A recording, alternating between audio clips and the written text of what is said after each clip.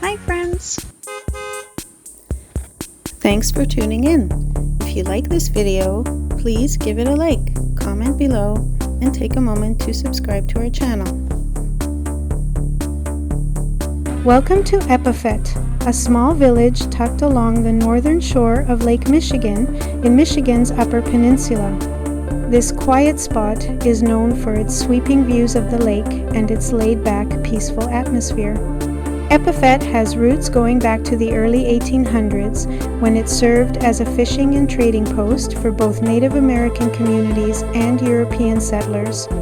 Over time, the village became a stop for travelers moving through the Upper Peninsula, offering a pause along the rugged lakeshore. Today, Epoufette is still a place where visitors come to enjoy fishing, boating, and scenic overlooks. The shoreline here is dotted with cottages, boats, and the natural beauty of the forested hills.